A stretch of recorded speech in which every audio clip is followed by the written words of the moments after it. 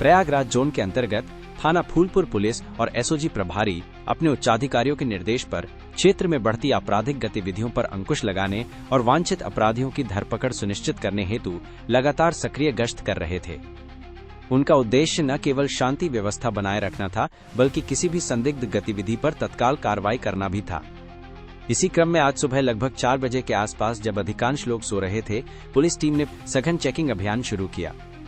ये मार्ग अक्सर आवागमन के लिए इस्तेमाल होता है और कभी कभी सुनसान होने के कारण अपराधियों के लिए आसान रास्ता भी बन जाता है। चेकिंग के दौरान पुलिस टीम ने एक मोटरसाइकिल पर सवार 2 व्यक्तियों को देखा, जिनकी हरकतें संदिग्ध प्रतीत हो रही थीं। पुलिस टीम ने तत्काल सक्रियता दिखाते हुए मोटरसाइकिल सवारों को रुकने का इशारा किया।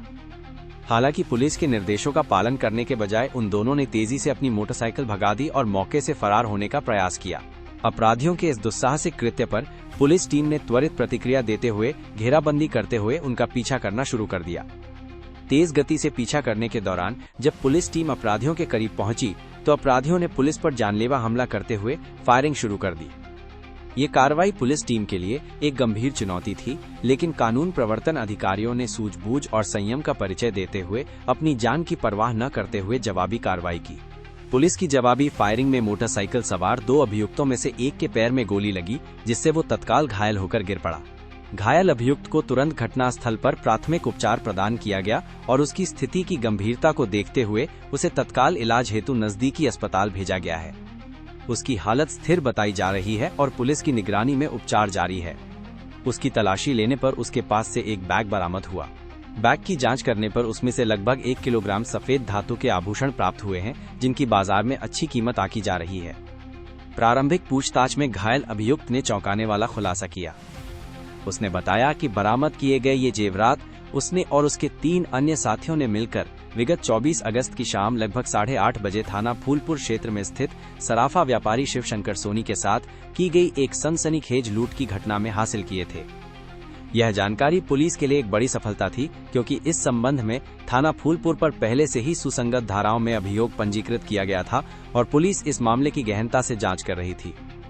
इस खुलासे के बाद पुलिस अब फरार अन्य 3 साथियों की तलाश में जुट गई है। सुबह थाना फूलपुर पर थाना प्रभारी मैं फोर्स तथा एसओजी प्रभारी अपराधियों की धरपकड़ हेतु गश्त कर रहे थे, जिसके दौरान सुबह 4 बजे के आसपास सैफखानपुर गांव में लिलहट नहर रोड पर चेकिंग के दौरान एक संदिग्ध मोटरसाइकिल जिसपे 2 व्यक्ति सवार थे को पुलिस टीम द्वारा रुकने का इशारा किया गया, परंतु उनके द्वारा न रुकते हुए तेजी से मोटरसाइकिल आगे बढ़ाई गई। पुलिस टीम द्वारा घेराबंदी करते हुए पीछा किया गया, जिस पर उनके द्वारा पुलिस टीम पर फायर किया गया। जवाबी कार्रवाई में एक मोटरसाइकिल सवार के पांव में गोली लगी, जिससे वह घायल हुआ, जिसको इलाज हेतु अस्पताल भेजा गया है, तथा दूसरा संदिग्ध अंधेरे का फायदा उठाते हुए फरार हुआ, जिसके गिरफ्तारी हेतु कुंबिंग की जा रही है। उक्त घायल अभियुक्त की पहचान रमेश रोज निवासी सराय नहर थाना जेठवाड़ा प्रतापगढ़ के रूप में हुई है। उसके पास से एक बैग भी बरामद हुआ है, जिसमें सफेद धातु के जेवरात जिनका वजन लगभग 1 किलो के आसपास ज्ञात होता है प्राप्त हुए हैं। पूछताछ में उसके द्वारा बताया गया है कि 24 अगस्त को शाम को 8:30 बजे थाना फूलपुर के अंतर्गत एक सराफा व्यापारी जिसका नाम शिवशंकर सोनी है के साथ उसने अपने 3 साथियों के साथ लूट की घटना कारित की थी, जिससे यह जेवरात उसके द्वारा प्राप्त होना बताया। इस संबंध में थाना फूलपुर पर सुसंगत धाराओं में अभियोग भी पंजीकृत किया गया था।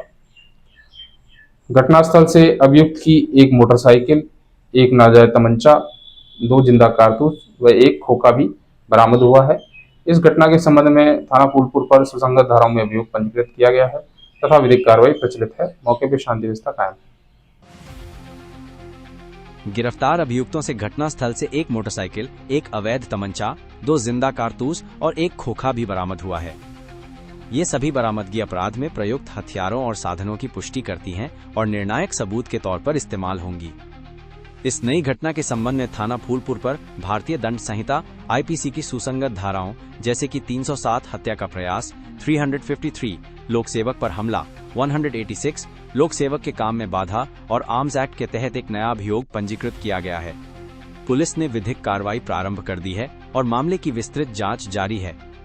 घटनास्थल पर और पूरे क्षेत्र में पुलिस की त्वरित और प्रभावी कार्रवाई के बाद शांति व्यवस्था कायम है। पुलिस अधीक्षक ने इस सराहनीय कार्रवाई के लिए पुलिस टीम की प्रशंसा की है और अपराधियों के खिलाफ कठोर कार्रवाई जारी रखने का निर्देश दिया है ताकि क्षेत्र में अपराध पर पूर्णतः अंकुश लगाया जा सके।